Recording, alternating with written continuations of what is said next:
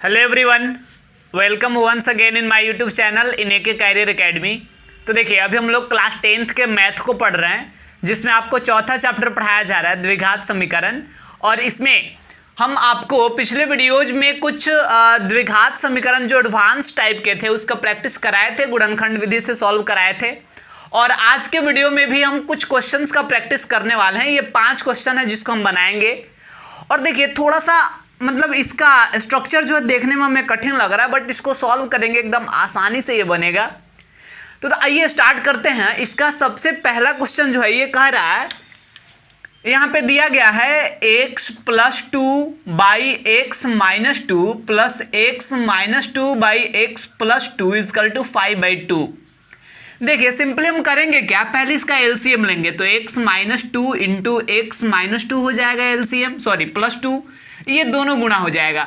अब इससे ये कट जाएगा तो ये बचा, और इससे हम इसमें गुणा करेंगे और दोनों सेम ही तो दिख रहा है, तो फिर x प्लस 2 का होल स्क्वायर हो जाएगा।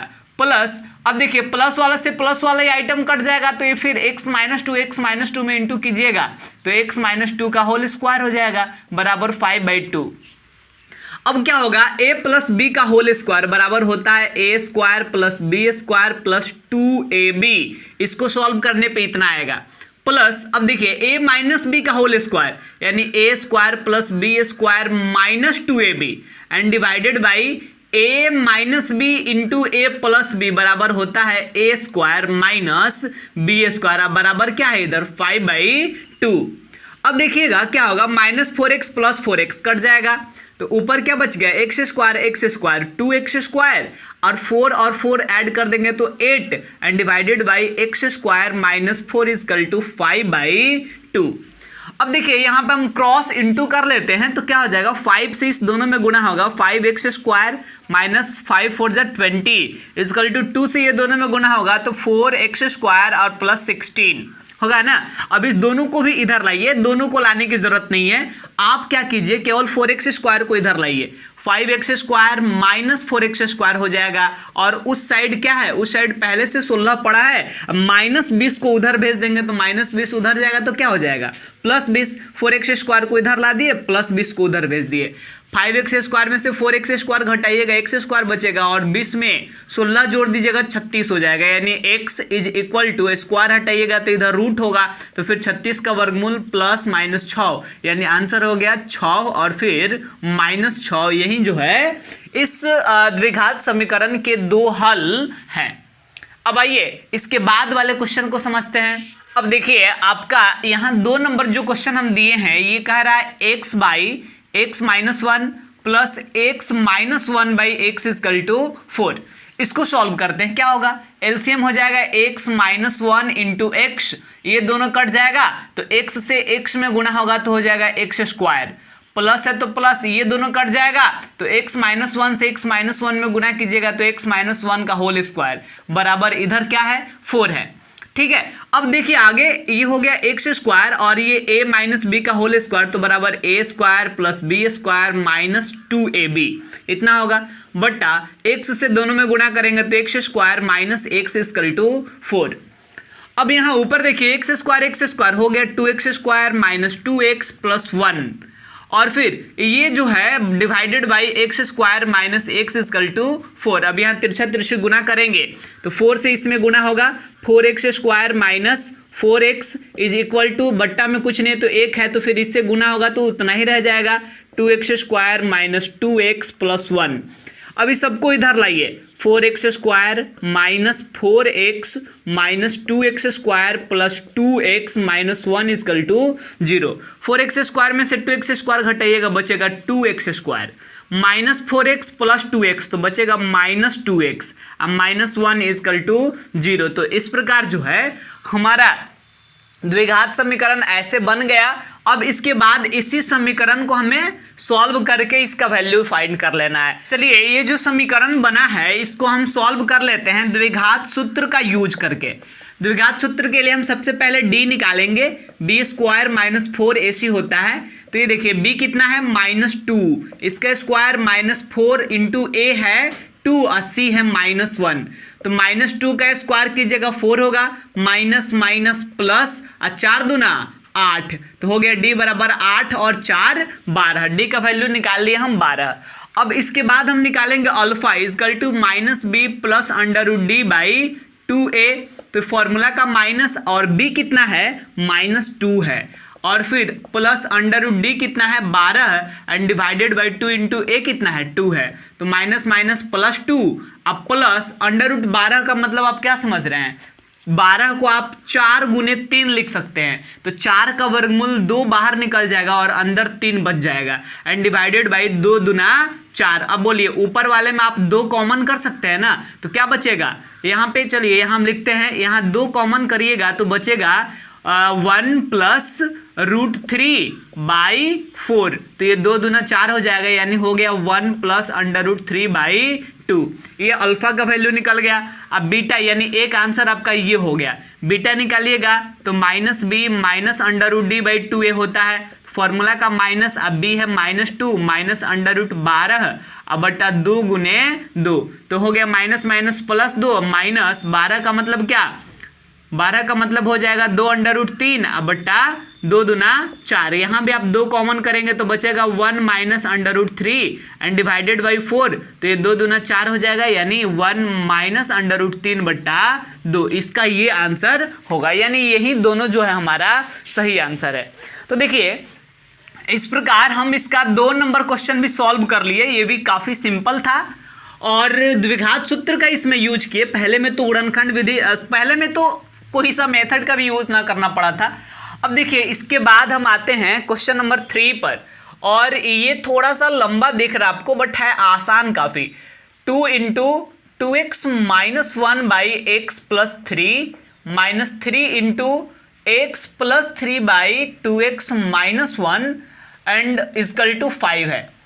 अब देखिए 2 से गुणा करेंगे दोनों में तो हो जाएगा 4x माइनस 2 और फिर बाई एक्स प्लस 3, -3 से कीजिएगा तो हो जाएगा -3 से, सॉरी माइनस यहाँ पे जो है ना, इस माइनस को हम यहाँ लिख दिए हैं, तो अब केवल 3 से दोनों में गुणा करना है, तो 3x अब plus 9 and divided by 2x minus 1 is equal to 5। अब इसका एलसीएम हो जाएगा x plus 3 into 2x minus 1।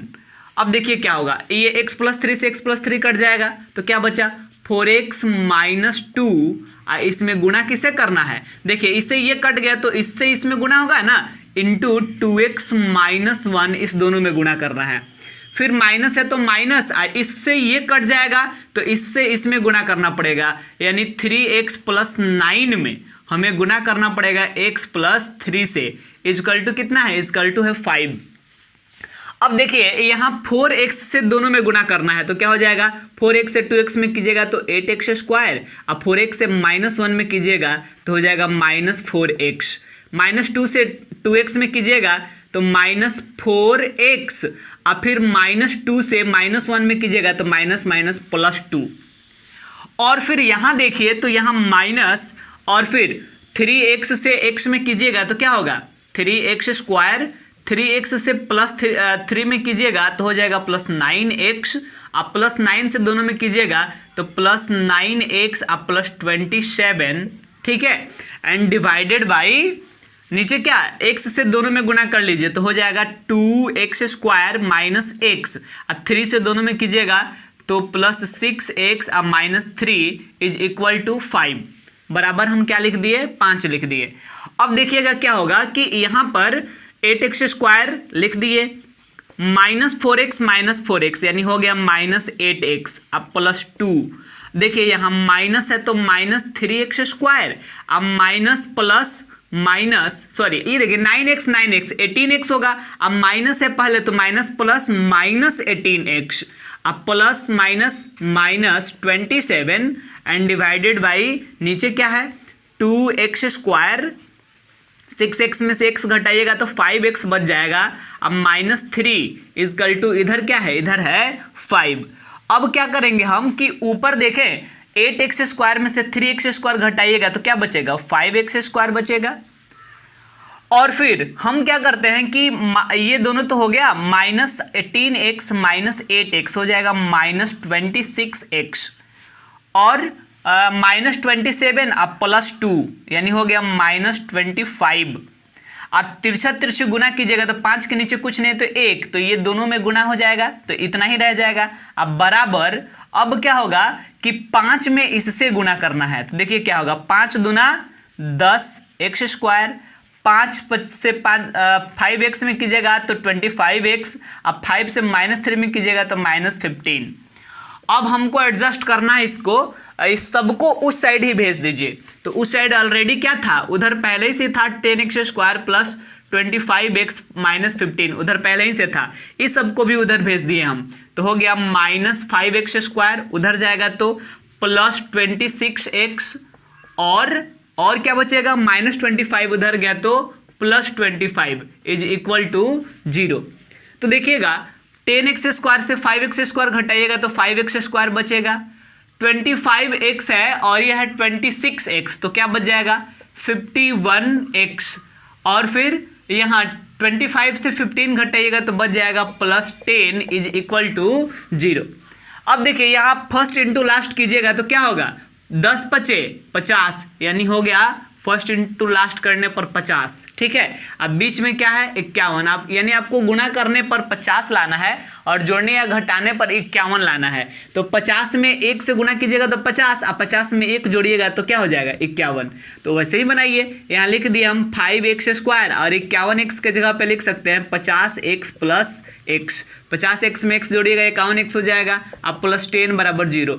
इस दोनों में 5x कॉमन कर सकते हैं, तो यहाँ बचेगा x अब +10 बचेगा ना, यहाँ एगो x बचेगा, यहाँ 5 से ये 50 जो है 10 बार में कटेगा, x तो ऑलरेडी कॉमन है, +1 कॉमन कीजिएगा तो बचेगा x + 10 इज इक्वल टू 0। अब x + 10 को कॉमन कर लेते हैं तो यहाँ बच जाएगा 5x और यहाँ बच जाएगा +1 इक्वल टू 0, यानी x + 10 इज इक्वल टू 0, यानी x इक्वल टू -10, और फिर 5x + 1 इक्वल टू 0, यानी 5x इक्वल टू -1, यानी x इक्वल टू -1/5। तो आंसर हो गया -10, -1/5। ये जो है हमारा 3 नंबर का सही आंसर है। अब आइए इसके बाद जो है हम नेक्स्ट क्वेश्चन ट्राई करते हैं, दैट मीन्स हम बनाएंगे अब क्वेश्चन नंबर 4 को।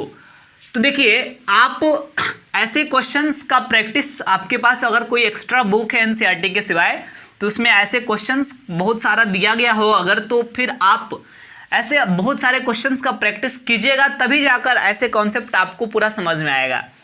आइए अब हम आपको 4 नंबर क्वेश्चन समझाते हैं जो थोड़ा सा अलग है। x स्क्वायर -2x का होल स्क्वायर, फिर -4 इंटू x स्क्वायर -2x, और फिर +3 इक्वल टू 0, ये क्वेश्चन है। अब देखिए ना यहाँ पे a - b इसका होल स्क्वायर जब कीजिएगा तो x स्क्वायर फिर इसका स्क्वायर, तो x के पावर 4 हो जाएगा, फिर सॉल्व करने में दिक्कत, क्योंकि द्विघात समीकरण पढ़ रहे हैं, चतुर्घात समीकरण थोड़ी पढ़ रहे हैं, तो फिर इसमें हमें मानना पड़ेगा। हम चलिए यहाँ ऐसा करते हैं, लिख देते हैं माना कि बिकॉज यहाँ भी x स्क्वायर -2x, यहाँ भी x स्क्वायर -2x है, तो हम मान लेते हैं x square -2x equal to a। X square -2x को हम क्या मान लिए, a मान लिए, यानी एक्स स्क्वायर -2x के जगह पर हम a लिख सकते हैं। एक्स स्क्वायर -2x के जगह पर a लिख दिए, आ स्क्वायर है तो स्क्वायर, अब -4 है तो 4, एक्स स्क्वायर -2x के जगह पे a लिख दिया, अब +3 इक्वल टू 0 लीजिए, छोटा सा समीकरण बन गया। अब इसको आप सॉल्व करेंगे तो हो जाएगा a स्क्वायर -4a के जगह पर लिख सकते हैं -3a -3a -4a हो जाएगा, अब +3 इक्वल टू 0। अब इस दोनों में a कॉमन है तो बचेगा a -3, यहाँ -1 कॉमन कीजिएगा तो a, अब माइनस कॉमन किए हैं तो ये साइन चेंज होकर माइनस होगा, 3 इक्वल टू 0।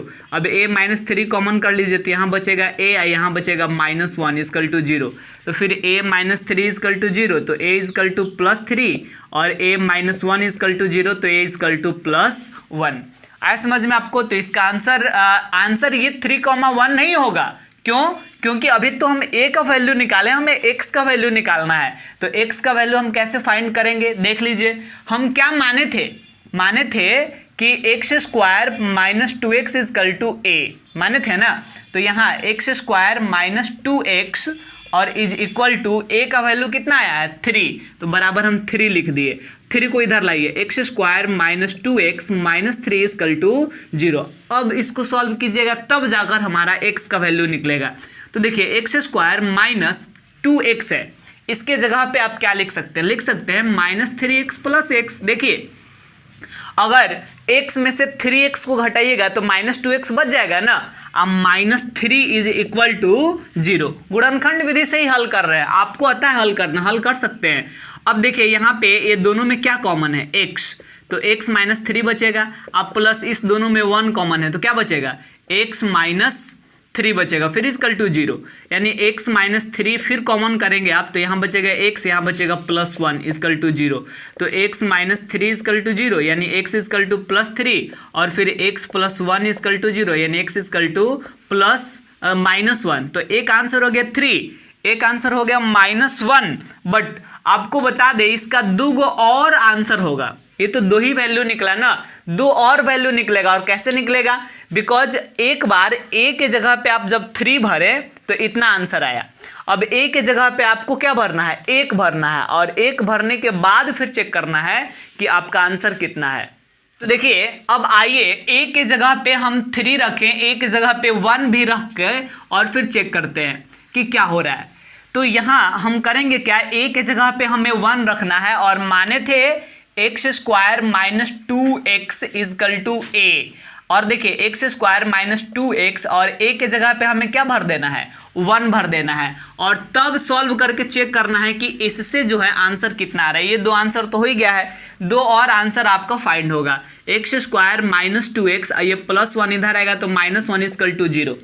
देखिए ये फैक्टराइजेशन मेथड से, गुणनखंड विधि से आप नहीं बना सकते हो, इसलिए यहाँ द्विघात सूत्र का यूज हम कर रहे हैं। d = b² - 4ac, b है आपका -2, इसका स्क्वायर -4 × a है 1 और c है -1 = देखिए आप -2 का स्क्वायर कीजिएगा 4, अब माइनस प्लस 4 एकम 4, तो 4 और 4 8 हो गया, d का वैल्यू 8 निकल गया। अब निकालिए आप अल्फा, तो क्या हो जाएगा, -b + √d/2a। फॉर्मूला का माइनस और b कितना है, -2 है, और फिर प्लस √d, तो d का वैल्यू कितना है जी, 8 है, एंड /2 × a का वैल्यू कितना है, a का वैल्यू है 1, तो 1 लिख दिए। इस प्रकार -2, अब +8 का वर्गमूल निकालिएगा तो 2 होगा। 8 का मतलब क्या, 4 × 2, तो 4 का वर्गमूल 2 बाहर निकलेगा, एगो 2 अंदर रहेगा। अब बटा 2 एकम 2, ऊपर वाले में 2 कॉमन करिएगा तो क्या बचेगा, 1 + √2, 1 + √2, अब बट्टा नीचे है 2, तो 2 से 2 कट गया, यानी एक आंसर हो गया 1 + √2। फिर बीटा का वैल्यू फाइंड करेंगे तो -b - √d/2a, फॉर्मूला का माइनस और b का वैल्यू भी कितना है, -2 है, और फिर प्लस -√8/2